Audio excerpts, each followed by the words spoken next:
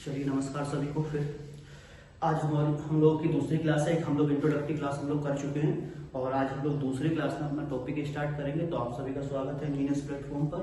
और आज हमारा टॉपिक रहेगा अक्षांश और देशांतर, लैटिट्यूड एंड लॉन्गिट्यूड। ठीक है, तो सिलेबस का आपके जेई का, एसएससी जेई और एनटीपीसी जो मुख्य रूप से टॉपिक्स आते हैं, तो उसके सिलेबस को मैं कल आपसे डिस्कस कर चुका हूँ पहली क्लास में।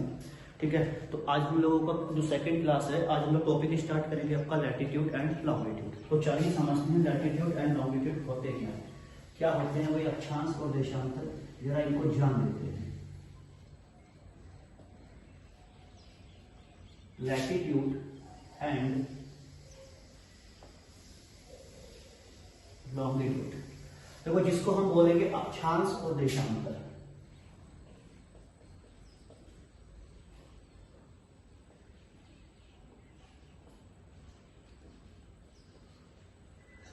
जरा जान लेते हैं क्या है लैटिट्यूड और क्या है लॉन्गिट्यूड। देखिए लैटिट्यूड और लॉन्गिट्यूड को समझने से पहले हम लोग एक काम करेंगे। लैटिट्यूड को अलग समझते हैं, लॉन्गिट्यूड को हम लोग अलग समझते हैं। तो मैं एक काम कर रहा हूँ, थोड़ा सा ये जो लैटिट्यूड लॉन्गिट्यूड है इसको रफ कर दे रहा हूँ। फिलहाल कितने से काम चलाने वाले हैं, केवल हम लोग लैटिट्यूड की हम लोग बात करने वाले हैं कि लैटिट्यूड है। तो फिलहाल हम किसकी बात करेंगे, अक्षांश की हम लोग बात करेंगे। तो जरा देखें, समझें लैटिट्यूड के बारे में, लैटिट्यूड क्या होते हैं। ठीक है, देखिए कुछ देर के लिए आप मान लीजिए मेरे हाथ में जो मार्कर है इसके माध्यम से मैंने क्या एक पॉइंट ड्रॉ कर दिया। ये क्या ड्रॉ किया है, मैंने एक पॉइंट ड्रॉ किया है। तो मान लीजिए ये क्या है, एक पॉइंट है और ये क्या कर दिया, मैंने एक लाइन ड्रॉ कर दी। तो देखिए ऐसा कुछ देर के लिए समझ लेते हैं।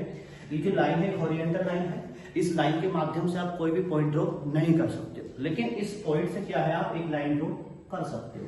और ये भी कैसी लाइन ड्रॉ की है, मैंने हॉरिजॉन्टल लाइन ड्रॉ की है। तो जो हमारा ग्लोब होता है और इस ग्लोब के ऊपर जितने भी पॉइंट्स आपको मिलेंगे, जितने भी क्या मिलेंगे पॉइंट्स मिलेंगे, उन पॉइंट्स को हम क्या बोलेंगे, लैटिट्यूड बोलेंगे। और जिन पॉइंट्स से हम लोगों ने क्या किया होगा, एक हॉरिजॉन्टल लाइंस ड्रॉ की होगी, उनको हम बोलेंगे लैटिट्यूड लाइन या अक्षांश रेखा। तो मतलब मैं ये बोलना चाह रहा हूँ, जो ग्लोब है, ग्लोब के ऊपर जितने भी पॉइंट है सब क्या है लैटिट्यूड है। और उन पॉइंट से जो लाइंस ड्रॉ की गई होगी उनको हम क्या बोलेंगे भाई, लैटिट्यूड लाइन या अक्षांश रेखाएं हम बोलेंगे। तो चलो जानते हैं अक्षांश रेखाएं होती क्या है, कितनी होती है और कैसे कैसे हमारे ग्लोब के ऊपर ये पाई जाती है। तो चलिए समझ लेते हैं अक्षांश रेखा के बारे में थोड़ा सा। देखिए मान लें कुछ देर के लिए ये हमारा ग्लोब है। ठीक है, अब देखो ये जब ये ग्लोब है और ये ग्लोब का सेंटर है। ठीक है, तो मैंने क्या काम किया, इस सेंटर से यहां तक एक लाइन ड्रॉ कर दी, इस पॉइंट से सेंटर तक। ठीक है, अब मैं क्या काम कर रहा हूं, चाहे इसको आप सीधे मिलान विषय नहीं, तो चलो हम इसको सीधा ही कर लेते हैं। एक लाइन मैंने ड्रॉ कर दी है बिल्कुल बीचों बीच में। ठीक है भाई, और इस लाइन को मैंने एक नाम दे दिया फिलहाल 0 डिग्री। क्या बोल दिया मैंने इसको, 0 डिग्री। अब देखिए जो 0 डिग्री वाली लाइन है इसको दो हिस्सों में डिवाइड किया, उत्तर और दक्षिण। तो जरा इसका नामकरण कर ले। जो 0 डिग्री लाइन है इसको दो हिस्सों में डिवाइड कर दिया। तो देखो हम लोग इस वाले उत्तर वाले हिस्से का नाम रख लेते हैं नदन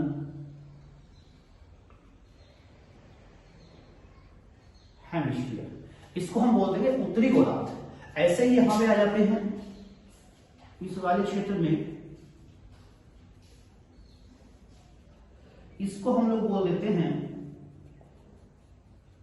और इसका मैंने नाम रख दिया सदर्न हेमिस्फीयर, यानी कि उत्तरी गोलार्ध और दक्षिणी गोलार्ध।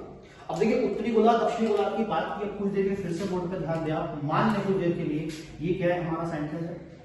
अब देखिए मैं क्या कर रहा हूं, इस पृथ्वी की क्या है सरफेस पर, पृथ्वी की सरफेस पर, पृथ्वी के क्या है सेंटर से पृथ्वी की सरफेस पर मैंने क्या कर दिया, यहाँ पे पॉइंट ड्रॉ कर दिया।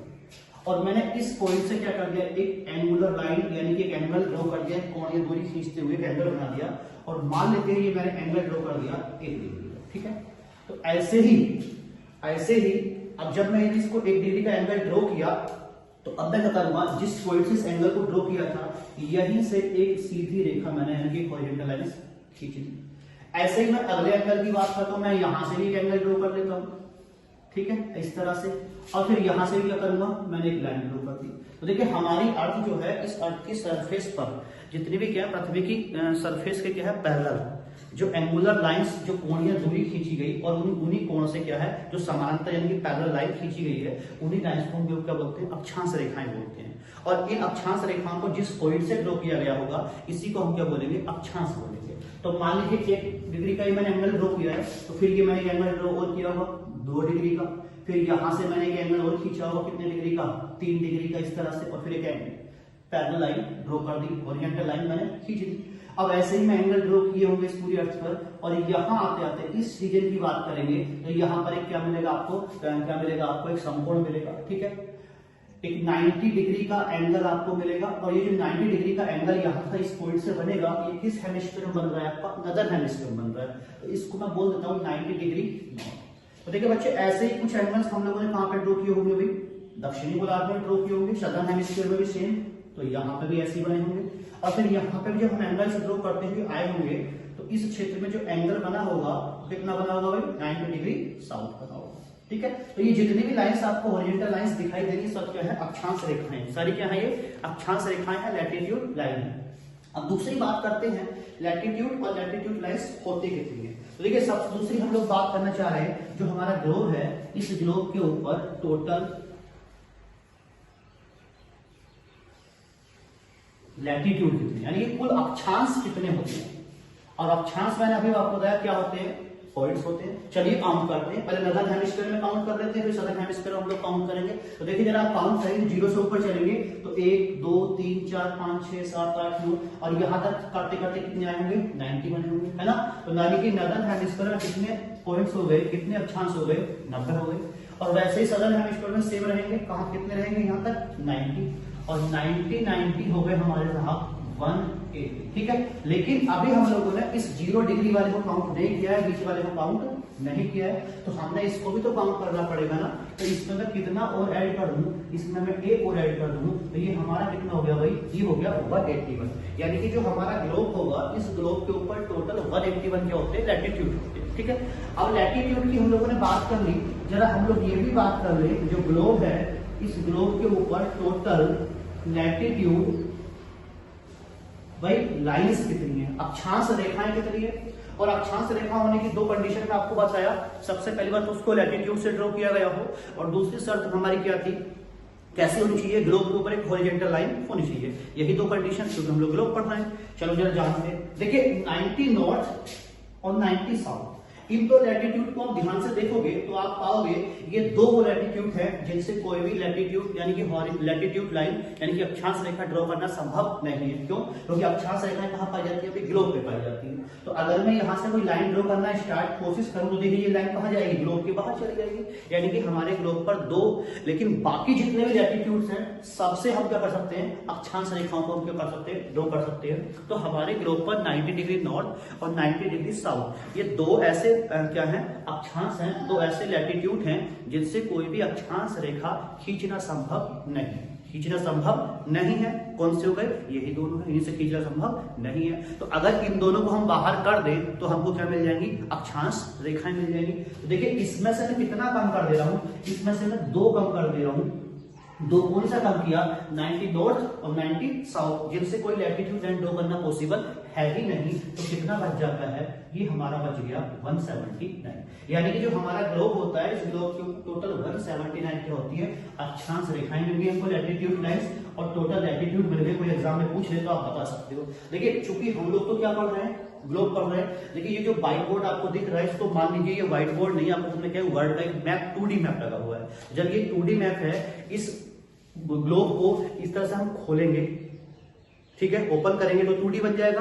तो जब 2D होगा तो 90 नॉर्थ और 90 साउथ होगा, ये जो पॉइंट होंगे ये भी क्या बन जाएंगे, क्या बन जाएंगे, लाइन बन जाएंगे। क्या बन जाएंगे, हॉरिजॉन्टल लाइन बन जाएंगे। यानी कि मैप के ऊपर जो अक्षांश रेखाएं होती होंगी कितनी होती होंगी, 181 ही होती होगी, क्योंकि वो 2D है और ये क्या होता है, 3D होता है। इतनी बातें आप लोग समझ पा रहे होंगे अभी तक। अच्छा दूसरी बात आपके मन में प्रश्न आ रहा होगा, जो अक्षांश रेखाएं हैं, अगर इन अक्षांश रेखाओं के बारे में थोड़ी सी मैं बात आपसे ये करना चाहूं कि जो अक्षांश रेखाएं होती हैं,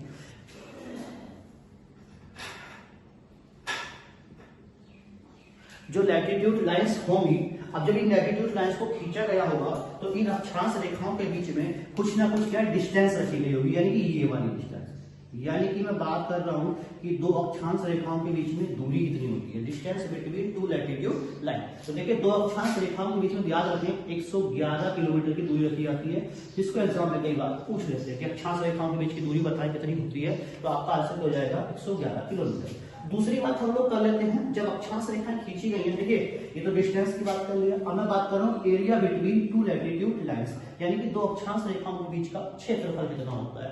तो दो अक्षांश रेखाओं के बीच का एरिया की हम लोग बात करें, ये जो एरिया होता है, देखिए ये जो एरिया होता है, इस एरिया को हम लोग बोलते हैं जोन।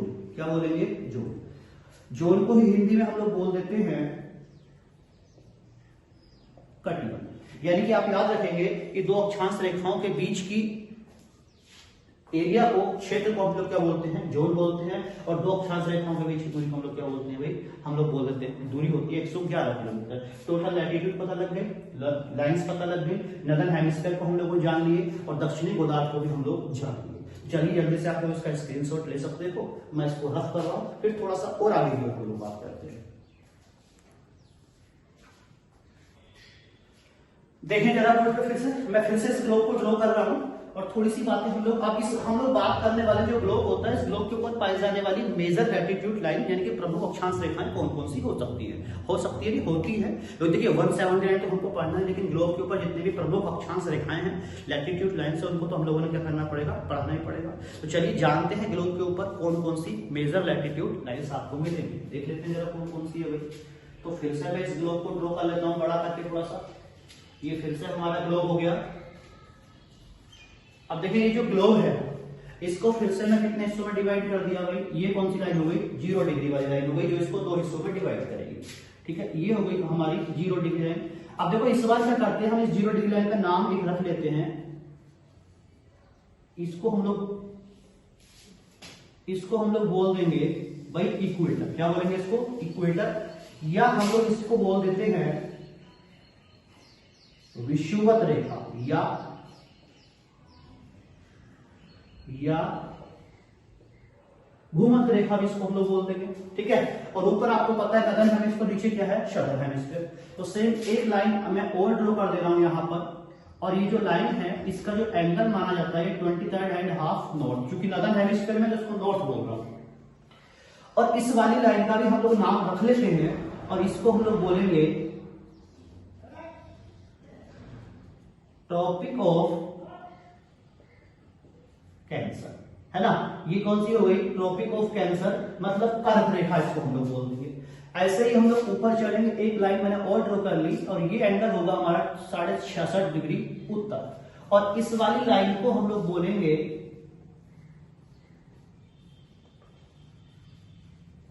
देखिए इसको हमने बोला आर्कटिक वृत्त, और यहां पर इस वाले क्षेत्र को हम लोग बोल देते हैं नॉर्थ पोल। ऐसे दक्षिणी गोलार्ध में हम लोग चलेंगे सदर्न हेमिस्फीयर में, तो मैंने एक और लाइन ड्रॉ कर दी और ये कौन है भाई? 23.5 साउथ। इसको हम लोग बोलेंगे ट्रॉपिक ऑफ कैप्रिकॉर्न। क्या बोलेंगे इसको? ट्रॉपिक ऑफ कैप्रिकॉर्न, यानी कि इसी को हम लोग बोल देते हैं मकर रेखा। इसी को हम लोग मकर रेखा के नाम से जानते हैं।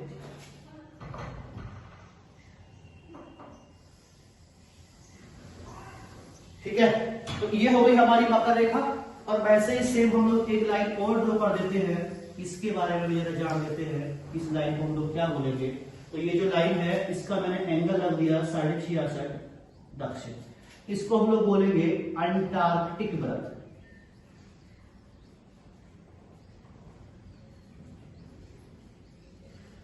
तो जो पहली वीडियो में जो साउंड का इश्यू होना था, मैं समझ रहा हूँ वो इश्यू अब इस बार रिजोल्व हो गया होगा। अब आपको साउंड इस वीडियो में क्लियर मिलेगी। थोड़ा सा माइक का प्रॉब्लम था, वो हम लोग उस पर हम लोग काम कर चुके हैं। ठीक है, अब ऐसे ही यहाँ पे क्या मिलेगा भाई? हमारा दक्षिणी गोलार्ध। देखिए ये साउथ पोल और नॉर्थ पोल, ये जो पोल्स आपको दिखाई दे रहे हैं, जो पॉइंट्स हैं, ये original north pole south pole नहीं है। यानी कि वो नॉर्थ पोल साउथ पोल जिनके माध्यम से हमारा कंपास काम करता है, वो नॉर्थ पोल ये वाला नहीं है। ये केवल इमेजिनरी नॉर्थ पोल है। जो रियल नॉर्थ पोल है वो इस नॉर्थ पोल से थोड़ा सा कहां मिलेगा?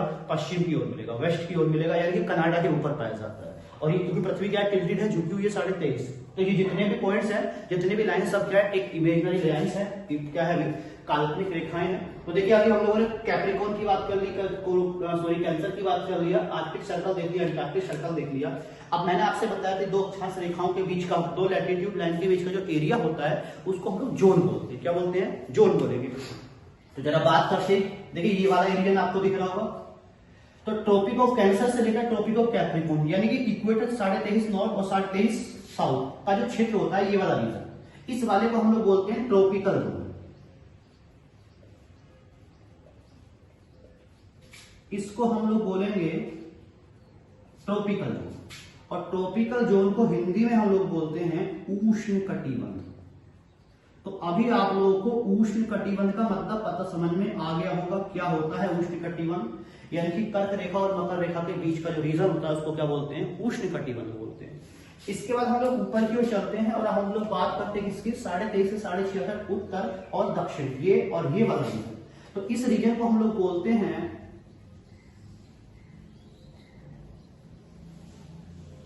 Temperate zone. क्या बोला इसको मैंने? और ये भी क्या हो गया? Temperate zone. टेम्परेट जोन को ही हिंदी में हम बोल देंगे शीतोष्ण कटिबंध। ठीक है। और जो बाकी रीजन बचा कौन सा? ये और ये, इसको हम लोग बोल देते हैं शीत ध्रुव। कई बार इसको फ्रिजिड जोन भी बोल देते हैं, यानी कि इसको हम लोग बोलेंगे पोलर जोन। ठीक है। तो अभी हमारी इस पृथ्वी पर जितने भी मेन क्या है जोन पाए जाते हैं उनको हम लोगों ने देख लिया। देखिए 2 बातें आप लोग और ध्यान रखें, इसी छोटे को मैं फिर से यहां पर लिख दे रहा हूं। देखिए मान लीजिए मैंने फिर से क्या बना दिया, यही बनाया, और ये क्या हो गया भाई? हमारा इक्वेटर हो गया, ये क्या हो गया? कर्क रेखा हो गई, ये क्या हो गई? मकर रेखा हो गई, ये क्या हो गया? आर्कटिक सर्कल हो गया, ये क्या हो गया? अंटार्कटिक अर्थ हो गया। तो ये जो रीजन हो गया इसको मैंने क्या बोल दिया अभी? Tropical zone. और जो रेड कलर वाला रीजन हो गया ये, और ये टेम्परेट, और जो बाकी बचा। अब देखिए मान लीजिए कोई, जैसे मैं एक चीज बात शेयर करना चाह रहा हूं, ये सूर्य है, सूरज चाचा है मान लीजिए इस तरफ। जब सूरज चाचा से कोई रेस हमारी अर्थ पे आएगी, तो मान लीजिए एक रेस तो यहाँ पे आ गई अर्थ पे, एक ऐसे ही यहां पहुंची, एक ऐसे ही यहां और यहां और यहां, और मैंने इनको नंबरिंग कर दिया 1 2 3 4 5। तो आप देखोगे जो 3 नंबर वाली रेज है, इसको हमारी अर्थ पर आने में सबसे कम समय लग रहा है, क्योंकि यहाँ से क्या है? पृथ्वी क्या है? बीच में से क्या है? मोटी है, और जैसे जैसा ऊपर जाओ क्या इसकी थिकनेस क्या लगातार कम होती चली जाएगी, और सूर्य से दूर डिस्टेंस क्या लगातार बढ़ती चली जाएगी। ठीक है। तो ये बातें हो गई। देखिए जरा फिर, यानी कि 3 नंबर वाली रेस को हमारी पृथ्वी पर आने में सबसे कम समय लगा, और सबसे ज्यादा समय किसको लगा? 1 और 5 को। यानी कि 3 नंबर वाली इसलिए कम समय ले रही क्योंकि ये जो रीजन है अर्थ के क्या है, सॉरी सूर्य के क्या ज्यादा नजदीक आपको दिखाई देता होगा। तो देखिए जब सूर्य के नजदीक रीजन होगा, सीधी सी बात है वहां पे गर्मी भी ज्यादा होगी, तो इस रीजन में क्या होगा? सबसे ज्यादा टेम्परेचर भी पाया जाएगा, सबसे ज्यादा क्या होगी? गर्मी भी होगी, और सबसे ज्यादा गर्मी भी कहां मिलेगी आपको? इस इक्वेटर के आसपास। तो इक्वेटर वो क्षेत्र होगा जहां पर सबसे ज्यादा गर्मी मिलेगी, और कहां पर आता है? ट्रॉपिकल जोन में आता है। इससे फिर कहां होगा? ये टेम्परेट जोन में जैसे जैसे ऊपर बढ़ो क्या है? डिस्टेंस बढ़ेगा सूर्य से, और क्या होगा? मौसम क्या होगा? तापमान भी होगा लगातार घटता चला जाएगा, और पोलर जोन में क्या होता है? सबसे ज्यादा ठंड पड़ती होगी। ठीक है। इतनी बातें अभी जान लिया। देखो अभी मैं किसकी बात कर रहा हूं? ट्रॉपिकल जोन की बात कर रहा हूं, और आपको पता है ट्रॉपिकल जोन में भी मैं किसकी बात कर रहा हूं? इक्वेटर के आसपास वाले क्षेत्रों की मैं बात कर रहा हूं। तो जो इक्वेटर के आसपास वाले क्षेत्र हैं, ठीक है, ये जो रीजन होंगे, ये जो एरियाज होंगे इक्वेटर के आसपास, इन क्षेत्रों में क्या होगी? गर्मी ज्यादा पड़ेगी, यानी कि इक्वेटर के ऊपर क्या होगा? हीट ज्यादा होगा। देखिए हीट क्या होता है? ज्यादा होता है, और जब इक्वेटर के आसपास हीट ज्यादा होगा तो हीट ज्यादा होने से क्या होगा? वाटर वेपर क्या होगा? क्या इवोपरेशन ज्यादा होगा? क्या होगा? इवोपरेशन ज्यादा होगा। इवोपरेशन भी क्या होगा? ज्यादा होगा, यानी कि वाष्पीकरण ज्यादा होगा, पानी का भाप भी क्या बनेगा? ज्यादा बनेगा भाई। और देखो जब पानी का भाप बनेगा तो इससे क्या होगा? क्या होती है? रेनफॉल होती है। फिर क्या होगी? रेनफॉल भी क्या होगी? ज्यादा ही होगी इस क्षेत्र में, है ना? रेनफॉल भी क्या होगी? ज्यादा होगी। तो यानी कि इस पूरी पृथ्वी में सबसे ज्यादा वर्षा किन क्षेत्रों में होती होगी भाई? उष्ण कटिबंध क्षेत्रों में सबसे होती होगी, सबसे ज्यादा वर्षा होती होगी। उसका रीजन आप समझ पा रहे हो, रेनफॉल सबसे ज्यादा कहां पे हो गई? इसी उष्ण कटिबंध वाले क्षेत्रों में। कारण क्या है? सनलाइट का ज्यादा होना। और देखिए इसके बाद दूसरी बात कर लेते हैं, जो पेड़ पौधे होते हैं, जो जीव जंतु होते हैं, सॉरी जो वनस्पतियां होती है, जो वेजिटेशन है, उनको ग्रोथ करने के लिए 2 चीजों की आवश्यकता पड़ती है। तो क्या चाहिए? देखिए उनको सनलाइट चाहिए, और सनलाइट भी कहां से मिलेगी? उनको इसी क्षेत्र में ज्यादा मिलेगी। और दूसरा चाहिए उनको वही पानी चाहिए, और पानी किन क्षेत्रों में ज्यादा मिलेगा आपको, इसी उष्ण कटिबंध वाले क्षेत्रों में आपको ज्यादा मिल रहा है। तो एक शब्द हम लोग यूज कर लेते हैं भाई, बायोडायवर्सिटी, जैव विविधता। कौन सी यूज कर लेते हैं, जैव विविधता। एक शब्द मैं लिख रहा हूं यहाँ पे, इसको हम लोग बोलते हैं बायोडायवर्सिटी। मैं इधर लिख दे रहा हूं,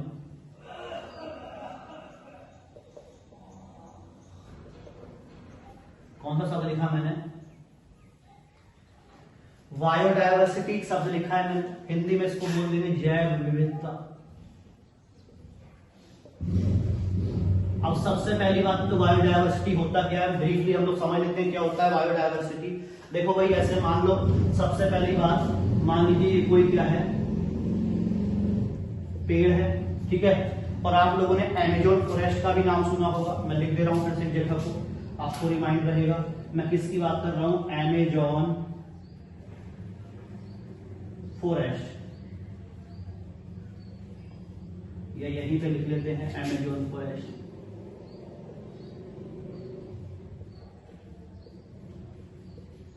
देखिए अमेजोन फॉरेस्ट में कहते हैं कि दुनिया में सबसे ज्यादा जो बायोडायवर्सिटी है, सबसे ज्यादा घने जंगल कौन से हैं भाई, अमेजोन फॉरेस्ट माने जाते हैं। रीजन क्या है, अमेजोन फॉरेस्ट दुनिया के सबसे घने जंगल हैं। इसका रीजन ये हो सकता है, जो अमेजोन फॉरेस्ट है वो इक्वेटर के आसपास, कहां पाए जाते हैं, इक्वेटर के आसपास। और यहाँ क्या होता है, इवोपरेशन, हीट अच्छी मिलती है, सनलाइट काफी मिलती है पेड़ पौधों को ग्रोथ करने के लिए, और पानी भी ज्यादा मिलता है, और दो ही चीजों की क्या होती है, आवश्यकता मिलती है। तो इसलिए अमेजोन फॉरेस्ट दुनिया के सबसे डेंस फॉरेस्ट है, और यही कारण है अमेजोन फॉरेस्ट पूरी पृथ्वी की, ठीक है, पूरी पृथ्वी की लगभग आधी ऑक्सीजन का उत्पादन कौन करते हैं, यही अमेजोन के जंगल करते हैं। पूरी पृथ्वी की लगभग आधी से ज्यादा ऑक्सीजन कहां से आती है, अमेजोन से आती है, ठीक है। देखो सॉरी, आधा नहीं 30%। और ये जो अमेजोन फॉरेस्ट होंगे, अगर इनकी हम लोग बात करें तो दुनिया में सबसे डेंस फॉरेस्ट है, दुनिया के क्या है, सबसे डेंस फॉरेस्ट है। और इसीलिए इन फॉरेस्ट को क्या है, पृथ्वी का फेफड़ा बोलते हैं। क्या बोलते हैं, इनको पृथ्वी का फेफड़ा कहा जाता है, लंग्स ऑफ अर्थ। किसको बोलते हैं, पृथ्वी का लंग्स, अमेजोन फॉरेस्ट को बोलते हैं। देखिए इतनी ऑक्सीजन का उत्पादन करते हैं। और दूसरी बात, रीजन क्या है, क्योंकि ये कहां पाए जाते हैं, इक्वेटर के आसपास पाए जाते हैं। तो मैं बात कर रहा था किसकी भाई, बायोडायवर्सिटी की। देखिए मान लीजिए अमेजोन फॉरेस्ट का कोई पेड़ है, कोई पौधा है, तो जब ये पौधा काफी हरा भरा रहेगा तो इसी पेड़ की जड़ों में हो जाएंगे चींटियां रहना स्टार्ट कर देंगी, क्योंकि ठंडा मिलेगा उनको, तो चींटियां यहीं पे आकर रहेंगी, ठीक है। और जब चींटी रहेगी तो चींटी को खाने वाले जो चींटे होंगे वो भी यहीं मंडराएंगे आसपास, तो वो भी कहां रहेंगे, इसी पेड़ के ऊपर रहेंगे, जो क्या करते होंगे, इन चींटियों को खाते होंगे। और इन चींटियों को खाने वाली क्या होगी, चिड़िया खाती हैं। जो चिड़िया होगी वो भी क्या करेगी, जब उनको परमानेंट खाना इस पेड़ यहीं पे मिलेगा चींटियों के माध्यम से, तो क्या करेंगी, वो भी क्या करेंगी, इस पेड़ पे क्या करेंगी, अपना परमानेंट क्या बना लेंगी, घोंसला बना लेंगी, अंडे यहीं पे रख देंगी, है ना। कारण क्या है, वो खाना मिल रहा है, और चींटियों को खाना किससे मिल रहा है, चींटियों से मिल रहा है। दूसरी बात, जब चिड़िया यहाँ पे अंडे रखेगी तो अंडों को कौन खाता है, सांप खाता है। तो ऐसे एग्जांपल समझते हैं, सांप भी इस पेड़ के ऊपर ही मंडरा है, ठीक है। और जो सांप को कौन खाता है, बाज। तो बाज क्या करेगा, इसी पेड़ के आसपास मंडराता रहेगा। देखिए एक पेड़ पे बहुत सारी प्रजातियां हो गई, निर्भर हो गई। कारण क्या रहा, सनलाइट और वाटर, यानी कि कारण कौन था, सूर्य। सूर्य क्या कारण था इसका, यह का सूर्य इसका मेन रीजन रहा। तो यानी कि वो रीजन जहां पर पेड़ पौधे, जीव जंतुओं की बहुत सारी प्रजातियां, एक से ज्यादा क्या स्पीसीज पाई जाती हैं, उस क्षेत्र को बायोडायवर्सिटी पैलेस यानी कि जैव विविधता वाला स्थान बोल देते हैं। यानी कि जैव विविधता क्या है, बहुत सारी प्रजातियों को एक साथ पाए जाना, ठीक है। मोटी मोटी बात कर रहा हूं अभी फिलहाल, ये सब इन्वायरमेंट का टॉपिक है, कभी डिटेल में हम लोग फुर्सत में इसको डिस्कस करेंगे। तो जो अमेजोन फॉरेस्ट है वहां की जो बायोडायवर्सिटी होती होगी, मैक्सिमम होती होगी, सबसे ज्यादा पाई जाती होगी। तो देखिए आपसे प्रश्न कई बार पूछते हैं कि सबसे ज्यादा बायोडायवर्सिटी कहां पाई जाती है, तो विषुवत रेखीय वर्षा वनों में इस पृथ्वी पर सबसे ज्यादा बायोडायवर्सिटी यानी कि जैव विविधता पाई जाती है। यानी कि मैं बात करूं कहां मिलेगी, इक्वेटर जोनल रेन फॉरेस्ट। तो विषुवत रेखीय वर्षा वनों में एग्जाम में प्रश्न आता है कि पृथ्वी पर सबसे ज्यादा जैव विविधता कहां पाई जाती है, तो वही हमारा उत्तर क्या होगा, विषुवत रेखीय वर्षा वनों में सबसे ज्यादा यानी कि मैक्सिमम बायोडायवर्सिटी पाई जाती है, ठीक है। तो इतनी बातें मैं समझ रहा हूं आपको पता लग गया होगा। और दो बात मैं इसमें और ऐड कर दूं, देखिए 30 से लेकर 35 डिग्री नॉर्थ या साउथ, ये जो रीजन होगा इस क्षेत्र को कहा जाता है वही हॉर्स लैटिट्यूड। क्या बोलते हैं इसको, हॉर्स लैटिट्यूड, यानी कि इसको अस्वक्षांश हम लोग बोलते हैं। अब आपके मन में प्रश्न आएगा कि अस्वक्षांश होते क्या हैं। देखिए जो 30 से लेकर 35 वाला क्षेत्र होता है, जो कहाँ पे मिलेगा आपको, टेम्परेट जोन में मिलेगा। ये जो क्षेत्र होता है, इस क्षेत्र में कई बार हवाओं का जो फ्लो है बहुत धीमा हो जाता है, हवा का प्रभाव हो जाता है बहुत धीमा हो जाता है। और जो अरब से आने वाले जो ट्रेडर्स थे एंशिएंट टाइम में, जो अरब से आने वाले व्यापारी थे जो भारत में व्यापार करने के लिए आते थे, तो वो जो भारत में क्या है, अरबी नस्ल के घोड़ों को भारत में सेल करने के लिए आते थे, और अरबी नस्ल के घोड़ों को अपने जहाज में लाद कर लाते थे। जहाज वही थे जो हवाओं के सारे चलते थे, और जब अपने जहाजों को वो अरब सागर में उतारते थे तो कई बार क्या होता है, इस क्षेत्र जब वो पहुंचते थे तो हवाओं का प्रेशर बहुत बढ़ जाता था, यानी कि हवा बहुत धीमी गति से क्या करती थी, फ्लो करती थी। तो इससे क्या होता था, उनके जहाजों के डूबने की संभावना बढ़ जाती थी। और जब जहाजों के डूबने की संभावना बढ़ जाती थी तो वो लोग क्या करते थे, जहाज को हल्का करने के लिए कुछ घोड़ों को समुद्र में फेंक दिया करते थे। और इसलिए ये क्षेत्र किस नाम से फेमस हो गया, बदनाम हो गया, हॉर्स लैटिट्यूड के नाम से क्या हो गया, ये फेमस हो गया। तो बस आप इतना याद रखें, हॉर्स लैटिट्यूड होता क्या है, 30 से लेकर 35 वाला, चाहे तो नॉर्थ में हो चाहे साउथ में हो, उस रीजन को हॉर्स लैटिट्यूड बोलते हैं। तो अभी हम लोगों ने बात कर ली किसके बारे में, इन लाइंस के बारे में बात कर लिया। और दूसरी बात चलते चलते अभी एक बात और मैं करना चाह रहा हूँ, इसी पे जरा ध्यान दें आप, तो मैं स्क्रीनशॉट लेने का यही पे ऐड कर दे रहा हूँ। देखिए 3 लाइंस मैं आपको पढ़ाया हूँ, कौन सी, मैं इधर 3 लाइन कौन कौन सी पढ़ाया हूँ भाई, मैं आपको मैं 3 लाइन दिया हूँ, ये और ये, ठीक है। चलिए इस पे इसका मैं पहले आप स्क्रीनशॉट ले ही लीजिए, हम लोग अगले इस पर क्या करेंगे, इसको समझ लेते हैं। तो जल्दी से स्क्रीनशॉट ले सकते हो आप इसका।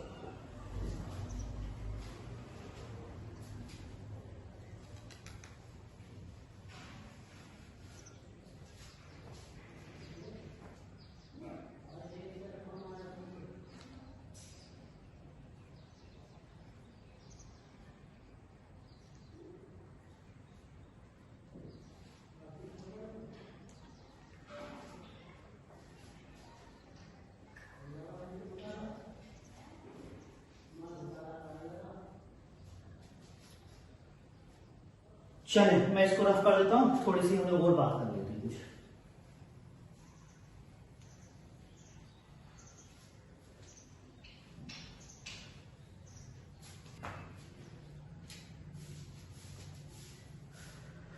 देखिए जरा, सबसे पहली बात मान लेते हैं, अभी मैंने आपको लैटिट्यूड लैटिट्यूड पढ़ाया है, ये एक लाइन हो गई लैटिट्यूड लाइन, और मान लीजिए ये कौन सी है भाई, 0 डिग्री वाला इक्वेटर हो गया। इसके नीचे आपको मिलेगा 23.5 साउथ मकर रेखा, और इसके ऊपर अगर हम आए तो हमको क्या दिखाई देगा, ट्रॉपिक ऑफ कैंसर, यानी कि कैप्रिकॉर्न दिखाई देगा, सॉरी कैंसर दिखाई देगा, कर्क रेखा। तो इन तीनों के बारे में अगर मैं आपसे कॉमन बात करना चाहूँ, देखिए ये जो तीनों ही लाइंस हैं, जो तीनों ही अक्षांश रेखाएं हैं, इन तीनों के बारे में कॉमन बात ये रहेगी कि ये तीनों अक्षांश रेखाएं अफ्रीका कॉन्टिनेंट को पास करती हैं। यानी कि इन तीनों की अगर मैं बात करूं तो जो अफ्रीका है वो क्या है भाई, कॉमन है। तो प्रश्न आए कि तीनों लाइंस किस कॉन्टिनेंट को होकर पास करती हैं, तो वो कॉन्टिनेंट कौन सा है हमारा, अफ्रीका। अफ्रीका इनमें क्या हो गया, एक कॉमन हो गया, ठीक है, याद रखिए। दूसरी बात, जब ये लाइंस अफ्रीका से होकर पास होती है तो कई बार लाइंस के प्रतीक कई, जैसे कर्क रेखा की बात कर लें तो एक नई नदी है माही नदी। माही नदी अफ्रीका इस लाइन को यानी कि कर्क रेखा को 2 बार पास करती है, इंडिया में मिलेगी माही नदी। ऐसे ही इसकी बात करें भाई तो इसको 2 बार पास करने वाली नदी का नाम है कोंगो, कोंगो या जायरे नदी। कोंगो या जायरे नदी किसको, इक्वेटर को 2 बार पास करती है, ये अफ्रीका में आपको मिलेगी नदी। और ऐसे ही इसकी बात कर ले तो इसके बारे में भी याद रखिए, जब एग्जाम में पूछ लेते हैं, लिम्पोपो नदी, ये नदी क्या करती है, किसको 2 बार पास कर लेती है, इस मकर रेखा को 2 बार पास करने वाली नदियां हैं। ये सारी नदियां क्या करती हैं, 2 टाइम क्रॉस करती हैं। ये दोनों नदियां अफ्रीका में मिलेंगी आपको, और ये कहां पे है भाई, हमारी इंडिया के गुजरात वाले क्षेत्र में आपको दिखाई देगी, ठीक है। तो जल्दी से इसका और स्क्रीनशॉट ले लें, फिर हम लोग किस पे आते हैं, हम लोग देशांतर की हम लोग बात करेंगे, ठीक है। चलो जल्दी से देशांतर को भी हम लोग समझ लेते हैं, क्या होते हैं लॉन्गिट्यूड।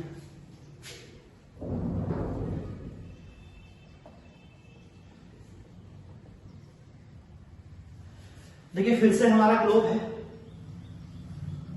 सॉरी थोड़ा सर्कल सही नहीं है,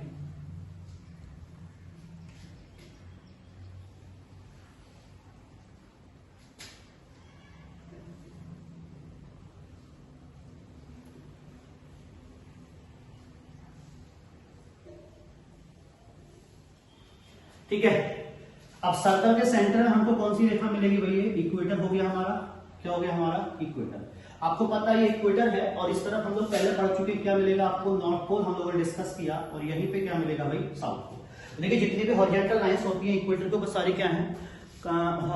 लैटिट्यूड लाइंस है, यानी कि अक्षांश रेखाएं हैं। तो ऐसे ही हमारे इस ग्लोब पर जितनी भी वर्टिकल लाइंस है वो सब क्या है? लॉन्गिट्यूड लाइंस है। देखिए ऐसे मान लीजिए उत्तरी ध्रुव को दक्षिण ध्रुव से मिलाने वाली जो रेखाएं, नॉर्थ पोल को साउथ पोल से कनेक्ट करने वाली जो लाइंस होंगी, इनको हम लोग बोलेंगे लॉन्गिट्यूड लाइंस। जरा मैं कनेक्ट कर लेता हूं। देखिए मैंने क्या कर दिया, इसको इससे कनेक्ट किया, इसको इससे कनेक्ट कर दिया। तो देखिए जितनी भी लाइंस हैं ये वर्टिकल लाइंस हैं, ये सब क्या है? लॉन्गिट्यूड लाइंस हैं। जरा दो बातें ध्यान रखें। कल अभी हम लोगों ने पढ़ा था दो लैटिट्यूड लाइन के बीच का जो एरिया होता है उसको हम लोग क्या बोलते हैं भाई? जोन बोलते हैं। तो देखिए एरिया तो दो क्या होता है? दो लॉन्गिट्यूड लाइन के बीच में भी होता है। तो दो लॉन्गिट्यूड लाइन के बीच जो एरिया होता है इसको हम लोग बोलते हैं गोल। क्या बोलते हैं इसको हम लोग? गोल। इसको हिंदी में भी हम लोग गोल ही कहेंगे। तो दो लॉन्गिट्यूड लाइन के बीच के एरिया को हम लोग क्या बोलते हैं? गोल कहा जाता है। ऐसे ही अभी देखो जरा दो बातें ध्यान रखें। जब आप इस इक्वेटर से मैं यहां की बात कर रहा हूं, इन दोनों देशांतर रेखाओं की बात कर रहा हूं। जब आप इक्वेटर से नॉर्थ पोल की ओर जाओगे और इक्वेटर से जब आप साउथ पोल की ओर आओगे तो आप पाओगे इक्वेटर से नॉर्थ पोल की ओर जाने पर और साउथ पोल की ओर आने पर दो लॉन्गिट्यूड लाइन के बीच की डिस्टेंस लगातार क्या हो रही है? घटती चली जा रही है। क्या हो रही है? लगातार कम होती चली जाती है। तो मैं ये बोलना चाह रहा हूं, आप याद रखें, इक्वेटर से नॉर्थ पोल की ओर जाने पर या इक्वेटर से साउथ पोल की ओर आने पर दो लॉन्गिट्यूड लाइन के बीच का जो डिस्टेंस है वो क्या होता है? लगातार घटता चला जाता है। ठीक है, इतनी बातें हुई।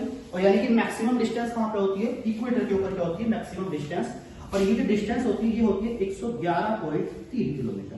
तो दो देशांतर रेखाओं के बीच सबसे दूरी कहां मिलेगी आपको? इक्वेटर पर, और वो भी कितनी होगी? 111.3। और सबसे कम दूरी कहां पे होती है भाई? देखो इस पे होती है नॉर्थ पोल और साउथ पोल। क्या हो जाती है? 0 हो जाती है, क्योंकि यहाँ पे आके क्या होती है? मिल जाती है। ठीक है, तो इतनी बातें अभी हम लोग समझ लिए। तो अब सबसे पहले दूसरा मन में प्रश्न आता है कि हमारा जो ग्लोब होगा भाई, इस ग्लोब के ऊपर ये टोटल लॉन्गिट्यूड लाइंस कितनी होगी? जरा ये भी तो समझना पड़ेगा ना कि टोटल लॉन्गिट्यूड लाइंस होती कितनी है। देखिए आप लोगों ने बॉल, गेंद को देखा होगा, और जब आप लोगों ने बॉल को देखा होगा तो आपने पाया होगा जो बॉल होती है उस बॉल के बीच में क्या होता है? एक सर्कल होता है इस तरह से। वो जो सर्कल होता है वो क्या करता है? उस बॉल को दो हिस्सों में बराबर दो हिस्सों में डिवाइड करता है, 50 इधर और 50 इधर। मान लीजिए सर्कल इस तरह से, तो वो जो सर्कल है ऐसे ही वो सर्कल इसके ऊपर मिलेगा, एक वर्टिकल सर्कल ऐसे मिलेगा। ठीक है, क्या करता होगा? इसको दो हिस्सों में डिवाइड करेगा, यानी कि पूरब में और पश्चिम में। यानी कि वो जो सर्कल है इसको क्या करता है? दो हिस्सों में, यानी कि ईस्टर्न हेमिस्फीयर और वेस्टर्न हेमिस्फीयर, पूर्वी गोलार्ध और पश्चिमी गोलार्ध में क्या करता है? उसको डिवाइड करता होगा। ठीक, अब देखिए दूसरी बात, वो जो जब मेरे हाथ में उस बॉल को आप एज्यूम करोगे, जब आप इस बॉल को देखोगे तो आप पाओगे कि जो बॉल होगी, जो सर्कल है इसका हाफ फ्रंट वाला सर्कल तो आप देख पाओगे, लेकिन जो इसका बैक साइड वाला सर्कल है उसको जो इसको कार्य करेगा, कंप्लीट करता होगा, उसको आप देख ही नहीं पाओगे, है ना। लेकिन है तो आप केवल फ्रंट वाला हाफ सर्कल देख पा रहे हो, बैक साइड वाला सर्कल नहीं देख पा रहे हो। लेकिन जो फ्रंट वाला जो हाफ सर्कल आपको दिखाई देगा बच्चे, इसको हम लोग बोलेंगे 0 डिग्री लॉन्गिट्यूड। इसको क्या बोलेंगे? 0 डिग्री लॉन्गिट्यूड। और जो सर्कल इसको बैक साइड में जाके कंप्लीट करेगा, इस सर्कल को हम बोल देंगे 180 डिग्री लॉन्गिट्यूड। यानी कि मैं ये बोलना चाह रहा हूं, जो 0 डिग्री लॉन्गिट्यूड रेखा लाइन है और 180 डिग्री लॉन्गिट्यूड लाइन है, 0 डिग्री देशांतर रेखा और 180 डिग्री देशांतर रेखा ग्लोब को दो हिस्सों में डिवाइड करती है। या 0 डिग्री लॉन्गिट्यूड लाइन और 180 डिग्री लॉन्गिट्यूड लाइन ग्लोब को देखिए ईस्टर्न हेमिस्फीयर और वेस्टर्न हेमिस्फीयर में डिवाइड कर रही है ना। मैं ये बोलना चाह रहा था आपसे। तो यानी कि जो ग्लोब है, ग्लोब के ऊपर जितनी लाइंस ईस्टर्न हेमिस्फीयर में होंगी उतनी ही लॉन्गिट्यूड लाइंस कहां पे होंगी? वेस्टर्न हेमिस्फीयर में होंगी। चलो जान लेते हैं। देखिए लाइंस की अगर बात करें तो पूर्वी गोलार्ध की अगर बात करें तो कितनी होती है? 179 आपको मिलेंगी। फिर पश्चिम में भी कितनी मिलेंगी? सेम ही मिलेंगी, 179 मिलेंगी। और ये कितना हो गया? 853। कितना हो गया?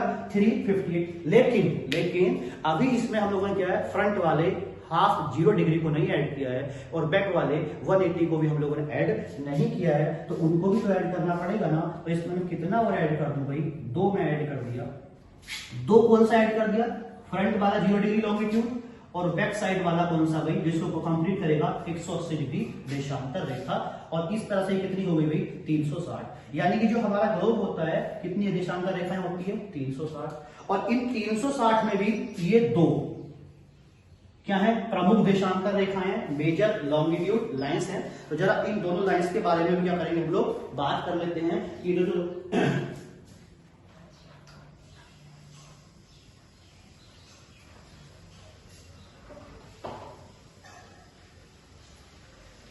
तो चलिए थोड़ी सी बात इन दोनों के बारे में देख करके हम लोग डिस्कस कर लेते हैं, क्या है इनका मतलब, कैसे है। तो सबसे पहले हम लोग किसकी बात करेंगे, 0 डिग्री की हम लोग बात कर लेते हैं। देखिए जरा बोर्ड पर ध्यान से, देखिए मान लीजिए ये है हमारी 0 डिग्री लाइन। कौन सी लाइन है भाई, ये मान लेते हैं 0 डिग्री वाली है, फ्रंट वाली। देखिए इस 0 डिग्री लाइन को ही हम लोग इस नाम से भी जानते हैं, GMT भी बोलते हैं। जरा क्या मतलब है GMT का भी हम लोग समझेंगे, यानी कि इसको ग्रीनविच मीन टाइम, ग्रीनविच मानक रेखा, क्या बोलेंगे इसको, ग्रीनविच मानक समय रेखा, क्या बोलते हैं इसको, ग्रीनविच मानक समय रेखा। या अगर दूसरे शब्दों में मैं बात करना चाहूं इस लाइन के बारे में, तो इसको एक दूसरे नाम से भी जानते हैं, इसको हम लोग बोलेंगे इंटरनेशनल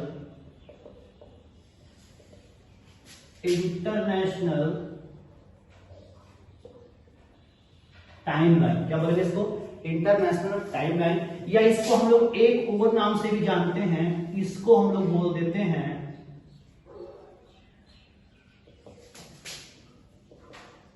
प्राइम मेरिडियन लाइन, प्रधान मध्याह्न रेखा, अंतरराष्ट्रीय समय रेखा। ये लाइन क्या बता रही है, समय को बता रही है। देखो दूसरी बात, अब इस लाइन की अगर मैं आपसे बात करूं, जब इसके इस तरफ पूर्व में आओगे, ईस्ट में आओगे, तो यहां पर क्या हो जाएगा भाई, हमारा ईस्टर्न हेमिस्फीयर हो जाएगा।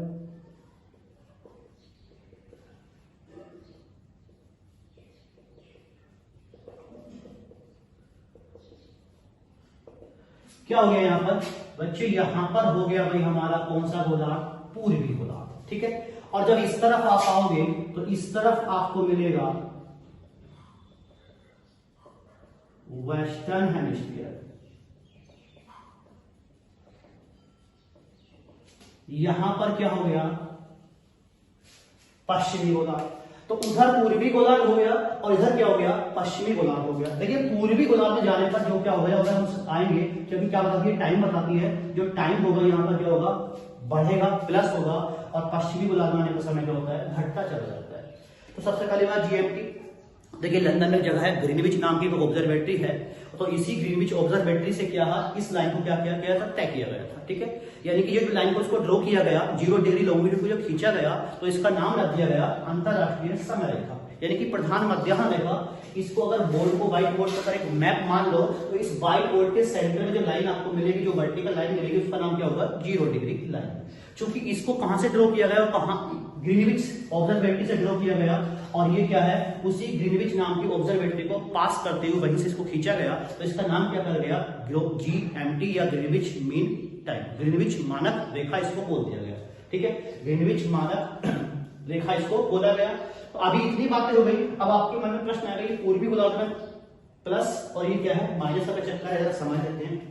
देखें जो हमारी अर्थ है, अगर इस पृथ्वी की हम लोग बात करें, तो आपको पता होगा हमारी पृथ्वी 24 घंटे में 360 डिग्री क्या करती है, रोटेट कर जाती है। तो एक घंटे में कितना रोटेट करेगी, देखिए 24 से इसको क्या कर देंगे, डिवाइड कर देंगे, तो कितना आएगा, ये 15 डिग्री। यानी कि हमारी पृथ्वी को 15 डिग्री रोटेट करने में 1 घंटे का समय लग जाता है। इतनी बातें मैं बोलना चाह रहा हूँ। कितने घंटे का समय लगता है भाई, 1 घंटे का समय हमारी पृथ्वी को रोटेट करने में लग जाता है, ठीक है। तो फिर दूसरी बात कर लेते हैं, 1 डिग्री रोटेट करने में कितना समय लेगी, देखिए इस आवर का आप मिनट बनाओगे, 60 मिनट को क्या करोगे, इस 15 से डिवाइड करोगे, तो कितना मिनट आता है भाई, 4 मिनट। यानी कि पृथ्वी को 1 डिग्री मूव करने में कितना समय लगता है, 4 मिनट का समय लग जाता है।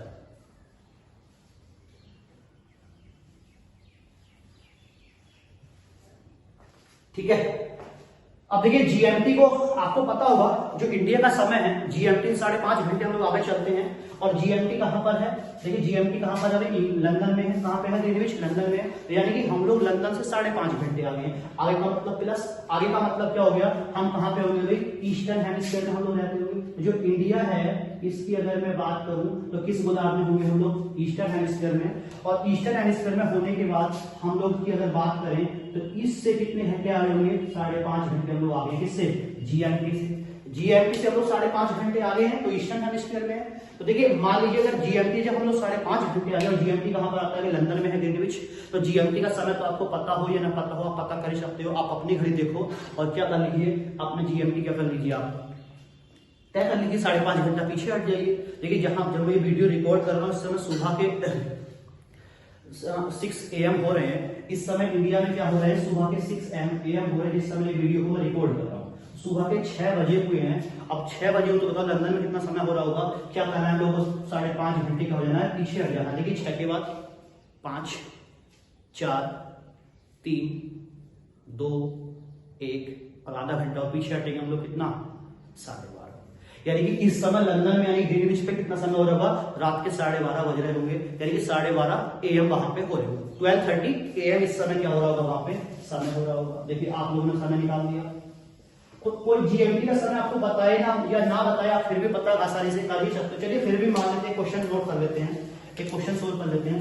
मान लीजिए क्वेश्चन ये है कि जीएमटी पर बजे हैं दोपहर के 12। चलिए मैंने बोल दिया कितने बजे हैं? जीएमटी पर दोपहर के 12 बजे हुए हैं। तो आपने बताना है 75 डिग्री ईस्ट पर क्या टाइम होने वाला है।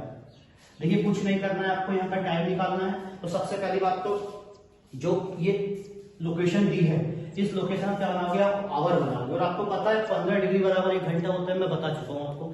तो इसको क्या करोगे आप बच्चे? 15 से डिवाइड कर दोगे। तो जब अगर इस 75 को हम लोग 15 से डिवाइड करें तो कितनी बार जाएगा? 5 बार। तो यानी कितने घंटे बने? 5 घंटे बने। अब देखिए दूसरी बात देखो, ईस्ट की बात कर रहा है कि वेस्ट, यानी कि ईस्टर्न हेमिस्फीयर की बात कर रहा है। और मैंने भी बता दिया ईस्टर्न हेमिस्फीयर में होता है समय बढ़ता है, प्लस होता है। तो इस 5 घंटे को आप क्या करोगे? इस जीएमटी वाले समय में ऐड कर दोगे। जीएमटी में कितने बजे थे? 12 और प्लस 5 बराबर कितना हो गया भाई? 17 हो गया। कितना हो गया? 17 हो गया। और 17 का मतलब क्या होता है भाई? 12 5 होते हैं 17, तो यानी कि 5 PM, यानी कि यहाँ पर क्या समय होगा? शाम के 5 बजे होंगे। ऐसे ही देखिए मान लीजिए जीएमटी का समय सेम है, जीएमटी का टाइम क्या है? सेम दिया हुआ है। और आपको बताना था साहब की 45 डिग्री वेस्ट में क्या समय होने वाला है। क्या करेंगे? फिर से वही सेम तरीका अपनाएंगे। 15 से इसको डिवाइड कर देंगे। कितने आवर बने? 3 बार जाएगा, 3 बार डिवाइड होगा तो 3 घंटा बने। और किस में ऐड कर दोगे? लाके 12 में ऐड कर दो। सॉरी देखिए आप देखो पश्चिम की बात कर रहा है, और पश्चिम में क्या होता है भाई? माइनस होता है। तो 12 में से कितने घंटे लोग 3 करेंगे? पीछे हट जाएंगे। 12 के बाद 11 10 और 9, यानी क्या होंगे? सुबह के 9 AM। तो इस माध्यम से आप किसी भी घंटे का समय भी निकाल सकते हो। ठीक है, तो ये किसकी बात कर ली अभी हम लोगों ने? जीएमटी की बात कर ली। एग्जाम में कई बार प्रश्न आता है कि किस रेखा को, किस लाइन को इंटरनेशनल टाइमलाइन कहा जाता है, या जीएमटी कहा जाता है, या किस लाइन को प्राइम मेरिडियन लाइन कहा जाता है। तो हमारा आंसर क्या होगा? 0 डिग्री लॉन्गिट्यूड। तो जल्दी से आप इसका स्क्रीनशॉट ले लो, हाँ है ना। हम लोग फिर अगले किसकी बात करते हैं? हम लोग 180 डिग्री की भी हम लोग बात करेंगे।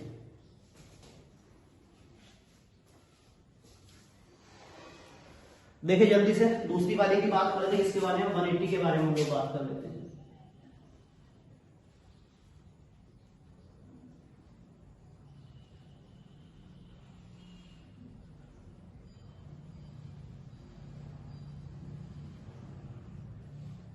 ये वाली रेखा है 180 डिग्री देशांतर रेखा, जो बैक साइड में होती है। और इस रेखा को हम लोग बोलते हैं, इसका नाम रख लेते हैं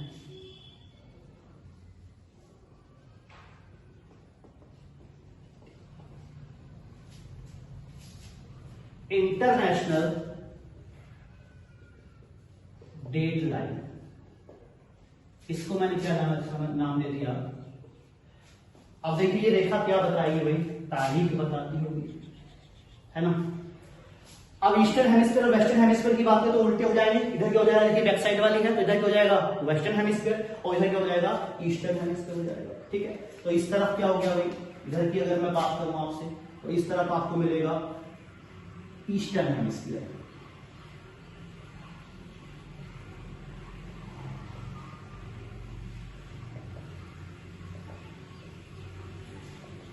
इस तरफ क्या मिलेगा आपको? पूर्वी गोलार्ध। और इस तरफ हमारा क्या हो जाएगा भाई?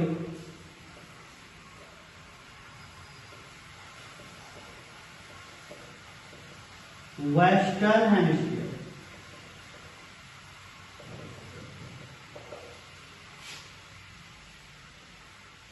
है ना। इधर क्या हो गया, पश्चिमी गोलार्ध, और इस तरफ क्या हो गया, पूर्वी गोलार्ध। ठीक है, अब देखिए बता क्या रही है इस समय, अभी बात करेंगे। दूसरी बात अगर हम लोग बात करेंगे, देखिए जो पूर्वी गोलार्ध होता है वो गोलार्ध पश्चिमी गोलार्ध से क्या होता है, एक दिन आगे होता है। तो ये क्या होता है, इससे क्या होगा, वन डे आगे। और इसकी बात करें तो ये क्या होता है, एक दिन पीछे होता है। ठीक है, मान लें ऐसे कुछ देर के लिए अगर इस जगह पर 30 दिसंबर होगा तो इधर 31 दिसंबर हो जाएगा, एक दिन क्या होता है, आगे होता है। दूसरी हम लोग बात करेंगे, देखिए दूसरी बात ये भी याद रखें, जो ईस्टर्न हेमिस्फीयर होता है, ऐसे मान लीजिए इस तरफ अगर आप आओगे तो इस तरफ आपको मिलेगा, आप लोगों ने अलास्का का नाम सुना होगा, सभी लोगों ने, आप सब लोगों ने अलास्का का नाम सुना होगा। ठीक है, और आप सब लोगों ने इस तरफ मिलेगा आपको रशिया का नाम सुना होगा। ठीक है, दोनों की आप लोगों ने सबने नाम सुना होगा, रशिया और अलास्का। देखिए अलास्का यूएसए का हिस्सा है और रशिया क्या है, एशिया का एक बड़ा, सबसे बड़ा, दुनिया का सबसे बड़ा और एशिया का एक कंट्री है। तो यानी कि एशिया और अलास्का में अगर होगा तो 30 दिसंबर होगा, और इस तरफ क्या होगा, एशिया में, रशिया में क्या होगा, 31 दिसंबर होगा। यानी कि उत्तरी अमेरिका महाद्वीप में आता है अलास्का, नॉर्थ अमेरिका कॉन्टिनेंट में क्या होगा, 30 दिसंबर होगा, तो एशिया में कितना होगा, 31 दिसंबर होगा। और इन दोनों के बीचों बीच में इस क्षेत्र में मिलेगी आपको बेरिंग स्ट्रेट। क्या मिलेगी भाई आपको, बेरिंग जल संधि, यानी कि लाइन बेरिंग जल संधि से होकर भी पास होती है, एग्जाम में प्रश्न आ जाए। और दूसरा प्रश्न एग्जाम में आता है कि लाइन कहां से होकर पास होती है, तो देखिए ये प्रशांत महासागर से होकर पास होती है। प्रश्न कई बार पूछते हैं कि इंटरनेशनल डेट लाइन किस महासागर से होकर पास होती है, इसमें अब देखिए आप लोगों ने प्रश्न आया, लाइन तो तिरछी क्यों है, ये स्ट्रेट क्यों रही है, जिगजैग क्यों नहीं है। तो सबसे पहली बात तो इस लाइन के बारे में थोड़ी सी बातें करते हैं। 1884 में होता है वाशिंगटन समिट हुआ, और दुनिया के ज्यादातर देशों के जो रिप्रेजेंटेटिव्स हैं, जो प्रतिनिधि थे, यहाँ पे शामिल हुए। इस सम्मेलन में यहाँ पे क्या होते हैं, आते हैं, और इस सम्मेलन में लोगों ने तय किया कि जो 180 डिग्री है इसको क्या बोलेंगे, हम आज से डेट लाइन बोलेंगे, समय तिथि रेखा बोलते, ये फिक्स कर दिया। अब देखिए ये सीधी क्यों नहीं है, इसके बारे में बात करता हूं जरा। तो उससे पहले ये बात जान लीजिए, जब आप पूर्वी गोलार्ध से मूव करते हैं, मूविंग टू वेस्ट, यानी कि पूर्वी गोलार्ध से जब आप पश्चिमी गोलार्ध की ओर मूव करते हो तो क्या होता है, एक दिन का नुकसान हो जाता है, वन डे। तो डायरेक्ट ऐसा भी पूछ ले, लॉस्ट, आपका हो जाएगा, एक दिन खत्म हो जाएगा। और यदि अगर आप मूव करते हो, मूविंग टू ईस्ट, और अगर आप मूव करते हो वहां से वेस्ट से ईस्ट की ओर, तब क्या होगा, एक दिन का फायदा हो जाएगा आपको, वन डे गेन। जरा याद रखें दोनों बातों को, एग्जाम में डायरेक्ट पूछ लेते हैं कि पश्चिमी गोलार्ध से पूर्वी गोलार्ध की ओर जाने पर इनका फायदा होता है कि नुकसान होता है। अब आपके मन में प्रश्न आ रहा है, साहब इस लाइन को तिरछा क्यों, जिगजैग क्यों किया गया है। देखिए सोचो, एक देश में अगर एक से ज्यादा टाइम जोन हो सकते हैं, कोई दिक्कत नहीं है। रसिया में 11 टाइम जोन है, फ्रांस के अंदर 12 टाइम जोन है, अभी हमारे यहाँ पर केवल एक ही टाइम जोन है। लेकिन अंग्रेजों के समय इंडिया में भी 2 टाइम जोन हुआ करते थे, जो हमारे नॉर्थ ईस्ट वाले स्टेट्स हैं उनके लिए क्या है, अलग टाइम जोन था। तो यानी कि एक देश में एक दिन में एक से ज्यादा टाइम जोन हो सकते हैं, कोई बड़ी प्रॉब्लम नहीं है। लेकिन सोचो अगर एक देश में एक ही दिन में 2 तारीख हो जाए तो कितनी बड़ी समस्या हो जाएगी। मान लीजिए कोई कंट्री है ये छोटा सा, इससे भी 24 होकर 180 वाली लाइन चली गई, तो इस तरफ हो जाएगी 30 दिसंबर, इस तरफ हो जाएगी 31 दिसंबर, है ना। तो बड़ी दिक्कतों का सामना करना पड़ जाएगा। तो इन्हीं प्रॉब्लम्स को सॉर्ट करने के लिए जब इस लाइन को खींचा गया, तो इसके सामने कोई कंट्री ना आए, ये लाइन किसी कंट्री को होकर पास ना कर दे, इसी को ध्यान में रखते हुए इसको क्या कर दिया गया, जिगजैग कर दिया गया। क्या कर दिया गया, इसको जिगजैग कर दिया गया। इसलिए 180 डिग्री वाली रेखा जो क्या है, जिगजैग फॉर्म में। तो बच्चे आज हम लोगों ने ये बात कर ली किसके बारे में, हम लोग बात किए हैं लैटिट्यूड और लॉन्गिट्यूड। तो प्रश्न आ जाएगा कि इंटरनेशनल डेट लाइन किसको बोलते हैं, तो आपका आंसर हो जाएगा 180 डिग्री लॉन्गिट्यूड को अंतरराष्ट्रीय तिथि रेखा कहा जाता है। ठीक है, तो इसकी हम लोगों ने बात कर ली, जल्दी से स्क्रीनशॉट आप ले सकते हो, फिर हम लोग नेक्स्ट थोड़ी सी बात और करेंगे टॉपिक को लेकर के आज।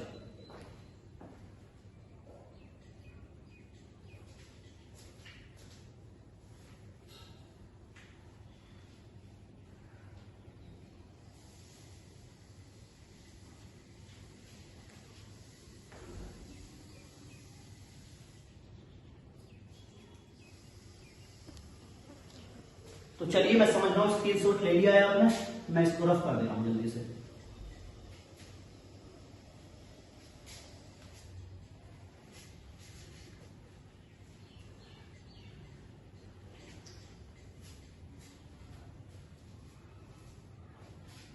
एक और छोटा टॉपिक हम लोग लेते हैं, नेक्स्ट टॉपिक, और वो है पृथ्वी की आंतरिक संरचना। मैं आपके जेई वगैरह के जो पुराने क्वेश्चन पेपर स्टडी किया हूँ उसमें मुझे यहाँ से एक दो क्वेश्चन जरूर पूछे हुए मिले हैं, और सीधा सीधा यहाँ से प्रश्न आता है, जरा जान लेते हैं क्या प्रश्न यहाँ से बन सकते हैं। तो आज का हमारा नेक्स्ट टॉपिक रहेगा, इस क्लास का लेक्चर का लास्ट टॉपिक हम लोग ले लेते हैं, और ये होगा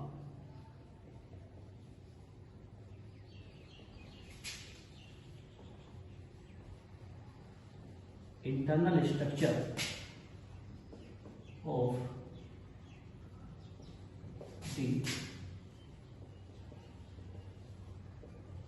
क्या भाई, बात करते हैं पृथ्वी की आंतरिक संरचना के बारे में।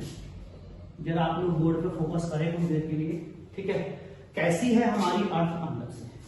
देखिए, अगर अर्थ के बारे में बात करें तो मान लीजिए ये क्या है साहब, हमारी अर्थ है।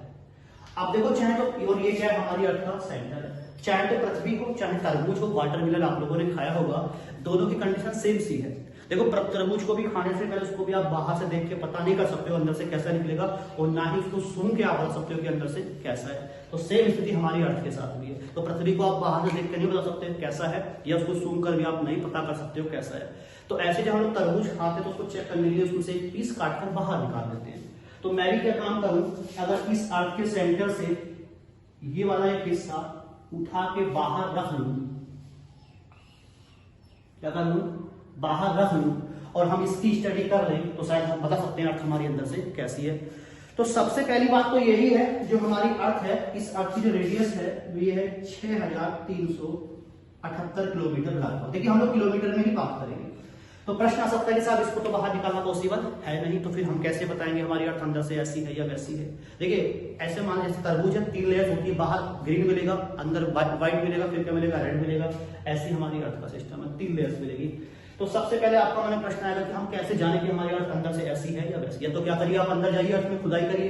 तो आज तक हमारी इस पृथ्वी पर सबसे गहरा जो गड्ढा ड्रिल किया गया है 12 किलोमीटर रशिया के द्वारा, कोआ पेनिनसुला है रशिया में, नॉर्थ में मिलेगा आर्कटिक रीजन में, वहां पे ड्रिल किया गया, और 12 किलोमीटर मैक्सिमम ड्रिल आज तक हम लोग कर चुके हैं। तो जब हम लोग 12 किलोमीटर ही मैक्सिमम ड्रिल कर पाए हैं, तो इसका मतलब ये हम तो इसका क्या है 1% भी नहीं खोद पाए। तो हम कैसे कहेंगे हमारी पृथ्वी अंदर से ऐसी है या वैसी है। देखिए, कई बार क्या होता है, हमारी पृथ्वी पर अर्थक्वेक्स आते हैं, तो जब उनसे क्या कुछ वेव्स पैदा होती हैं, आगे पढ़ेंगे टॉपिक पे नेक्स्ट में अर्थक्वेक। तो जब ये वेव्स पैदा होती हैं, तो ये वेव्स कई टाइप की होती हैं, एस होती है, एल होती हैं, और इन वेव्स की अलग अलग क्वालिटी होती है। कुछ वेव्स ऐसी होगी जो लिक्विड और सॉलिड दोनों फॉर्मेट में मूव कर जाती है, कुछ ऐसी केवल सॉलिड में ही मूव कर पाती है, कुछ ऐसी जो सरफेस में ही, ऊपरी लेयर्स में ही मूव कर पाती है। तो कुछ वेव्स जो लिक्विड सॉलिड से लिक्विड में आती है, स्पीड भी घट जाती है। तो वैज्ञानिकों ने क्या काम किया, इन्हीं को स्टडी किया। इसके अलावा साथ साथ अगर हम लोग बात करें, हमारी पृथ्वी जब भूकंप ज्वालामुखी में विस्फोट होता है, एक्सप्लोजन होता है, तो लावा बाहर आता है, लिक्विड फॉर्म में आता है, काफी गर्म होता है। तो एक बात ये भी तय हो गई हमारी पृथ्वी के अंदर से गर्म और लिक्विड फॉर्म में भी है, उसको स्टडी किया गया। इसके अलावा हमारी पृथ्वी से कई बार कुछ मीटियोराइट, उल्का पिंड आके टकराते हैं, इस तरह के इनको भी स्टडी किया गया। मतलब इस तरह के बहुत सारे सोर्सेज का यूज किया जियोमॉर्फोलॉजिस्ट के द्वारा, और के द्वारा करने के बाद जो कंक्लूजन था वही कंक्लूजन हम लोग पढ़ने वाले कि हमारी पृथ्वी अंदर से कैसी है। तो जरा जान लेते हैं भाई कैसी है हमारी पृथ्वी अंदर से। देखो, सबसे पहले इसको बाहर निकाला गया, तो ये तय किया गया सबसे पहली बार, जब भी हम अर्थ में अंदर की ओर जाते हैं, यानी कि पृथ्वी में गहराई की ओर जाने पर आपको पता लग गया टेम्परेचर क्या होता है, लगातार बढ़ता चला जाता है। और ऐसे मान लीजिए अगर आप 32 मीटर की गहराई पर जाओगे तो तापमान कितना बढ़ जाता है, 1 सेंटीमीटर। यानी कि प्रत्येक 32 मीटर की गहराई पर जाने पर टेम्परेचर 1 डिग्री सेंटीग्रेड होता है, इंक्रीज हो जाता है। जब टेम्परेचर बढ़ता है तो प्रेशर भी अंदर जाने पे बढ़ता है, क्या बढ़ता है, प्रेशर, प्रेशर बढ़ा तो क्या बढ़ती है भाई, डेंसिटी भी क्या होती है, बढ़ती चली जाती है। अब इसको बाहर निकाल लिया, इसको स्टडी कर लेते हैं, इसको 3 लेयर्स में हम डिवाइड कर लेते हैं, ठीक है। जो सबसे पहली वाली लेयर, इसकी मोटाई कितनी किलोमीटर होगी, 100 किलोमीटर, यहां तक आप आओगे 2900 किलोमीटर, और ये 6378 किलोमीटर, ठीक है जी। देखो ये सबसे ऊपर वाली लेयर है जिसकी थिकनेस 100 किलोमीटर है, इसको हम लोग बोलते हैं क्रस्ट। क्या बोलेंगे इसको, क्रस्ट।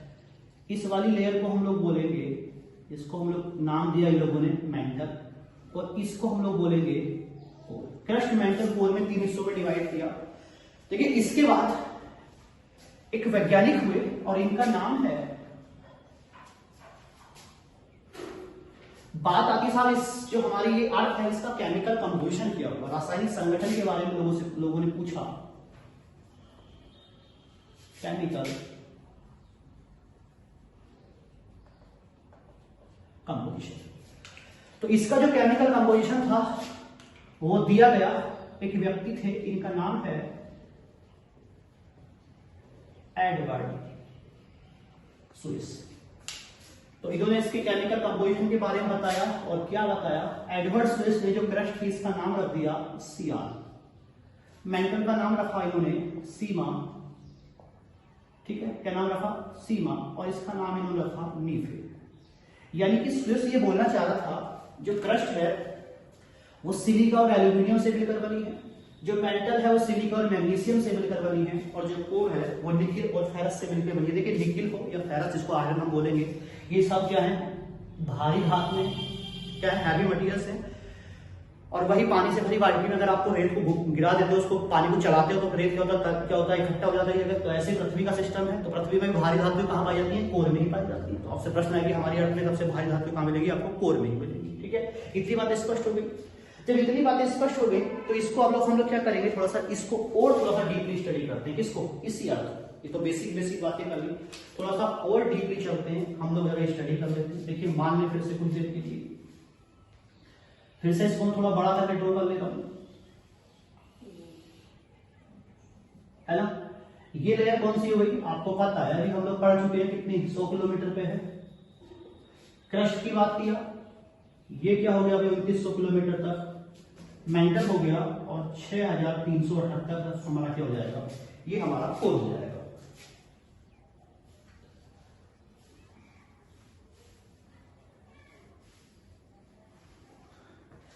पहले वीडियो में आप लोग बोल रहे थे सर थोड़ा सा क्या है कि साउंड का प्रॉब्लम है, तो साउंड प्रॉब्लम के लिए मैंने क्या जो फैन है उसको भी ऑफ कर दिया है, ठीक है। और थोड़ा माइक को भी देखा है, चौहर चेक कराया है, तो अब मैं सवेरे साउंड का इशू नहीं आया, इसलिए थोड़ा सा मुझको गर्मी लग रही है।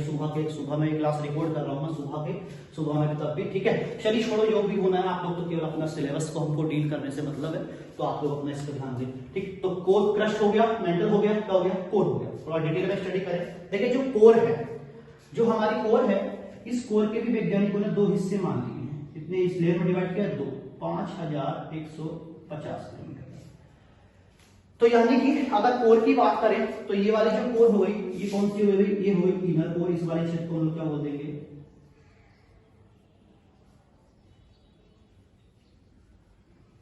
क्या होगी, इनर कोर। और इस वाली कोर की मैं अगर आपसे बात करूं, इस वाले क्षेत्र की बात करूं, तो इसको हम लोग बोल देते हैं आउटर कोर, ठीक है। तो कोर के भी 2 हिस्से कर लिए हम लोगों ने, इनर और आउटर। देखिए जो आउटर कोर होती है, इस कोर की अगर बात करें तो ये लिक्विड फॉर्म में है, तो इसका मतलब समझ सकते हैं यहाँ का टेम्परेचर बहुत ज्यादा होगा। और ये वाला जो हिस्सा होता है ये किस फॉर्म में होता है, इनर कोर का सॉलिड ठोस फॉर्म में होता है, क्योंकि पूरी पृथ्वी का जो प्रेशर है यहीं पे आके पड़ता है। तो प्रश्न है कि इनर कोर कैसी है, तो आप बता सकते हो भाई सॉलिड है, आउटर कोर कैसी है भाई आप बता सकते हो लिक्विड है। चलिए दूसरी और बातें करते हैं कुछ। आप इस वाले क्षेत्र में आएंगे, मैं बात कर रहा हूं यहाँ कितने किलोमीटर तक, 200 किलोमीटर तक, यानी कि 200 किलोमीटर में किसकी बात कर रहा हूँ, इस वाले क्षेत्र की बात कर रहा हूँ, है ना। और फिर मैं आपसे बात कर रहा हूँ 200 से लेकर कितने किलोमीटर तक, 350 किलोमीटर, ये वाले क्षेत्र की बात कर रहा हूँ। तो ये जो शुरुआती जो रीजन आपको एरिया दिखाई दे रहा है, ये वाला, ये किससे मिलकर बना हुआ है, क्रस्ट और प्लस मेंटल का हिस्सा है, और ये वाला हिस्सा केवल मेंटल का ही पार्ट है, ठीक है। तो ये जो हिस्सा है 200 किलोमीटर वाला, यानी कि क्रस्ट और मेंटल का जो हिस्सा है, इस वाले हिस्से को हम लोग बोलते हैं लिथोस्फीयर। क्या बोलेंगे इसको? लिथोस्फीयर। यानी कि अगर मैं बात करूं, इसको हम लोग बोल देंगे, क्या बोल देंगे? स्थलमंडल। और जो रीजन बचा कौन सा? 200 से लेकर क्या है 350 किलोमीटर वाले क्षेत्र को इसको हम लोग बोलेंगे एस्थेनोस्फीयर। क्या बोलेंगे इसको? एस्थेनोस्फीयर। यानी कि दुर्बलता मंडल इसको हम लोग बोल देते हैं। तो भाई इधर आपको लिथोस्फीयर मिल गया, ठीक है, ये क्या हो गया हमारा? लिथोस्फीयर। और ये जो बाकी बचा ये क्या हो गया हमारा? दुर्बलता मंडल। तो अब कई बार आप पढ़ते हो जो हमारी पृथ्वी होती है, इस पृथ्वी पे क्या आते हैं? भूकंप आते हैं। और ये लिथोस्फीयर होता है, इसी लिथोस्फीयर के ऊपर क्या होते हैं? आप और हम लोग इसी स्थल मंडल के ऊपर रहते हैं। कहां पे रहते हैं? स्थल मंडल के ऊपर ही आप और हम लोग रहते हैं। तो आप समझ सकते हो स्थल मंडल क्या होता है? जहां पे आप रह रहे हो उससे क्या है 200 मीटर की गहराई तक को स्थल मंडल हम लोग बोल देते हैं। यानी कि क्रस्ट और मेंटल का बना हुआ होता है। और इसके जस्ट नीचे क्या होगा? दुर्बलता मंडल। जब स्थल मंडल पे हम रहते हैं, आप देखते हो स्थल मंडल पे ही कई बार क्या आते हैं? भूकंप आते हैं, है ना। और जब भूकंप आते हैं तो उनको फील भी कर पाते हैं। कारण क्या है? वो वहां आते होंगे स्थल मंडल में ही आते होंगे। तो अर्थक्वेक कहां पे आते हैं? कहां पे आ गए भूकंप? अगर बात करूं तो कहां पे आते हैं? इसी स्थल मंडल पे आते हैं भूकंप। और इसी स्थल मंडल में जब भूकंप आता है तो आपको पता होगा स्थल मंडल के ऊपर ही क्या माउंटेन्स पाए जाते हैं। क्या पाए जाते हैं? माउंटेन भी कहां मिलते हैं आपको? इसी स्थल मंडल के ऊपर पाए जाते हैं।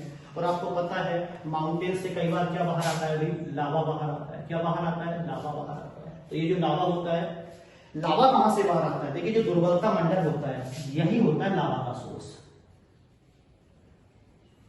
यही होता है सोर्स ऑफ लावा।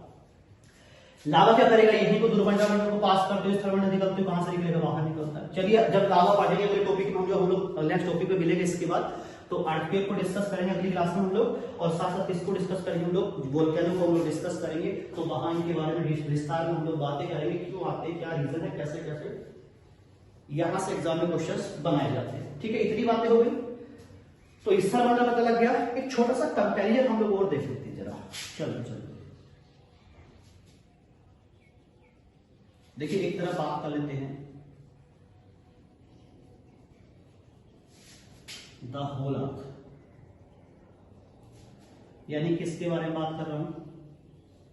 संपूर्ण पृथ्वी के बारे में बात करेंगे। इस तरफ हम लोग किसकी बात करेंगे? भाई क्रस्ट की बात करेंगे। ठीक है, तो जरा देख लेते हैं। फिर सबसे पहले देखिए इसमें अगर आपसे बात करें, सबसे ज्यादा आयरन मिलेगा FeO2 Si और Mg। और इस तरफ अगर आप आओगे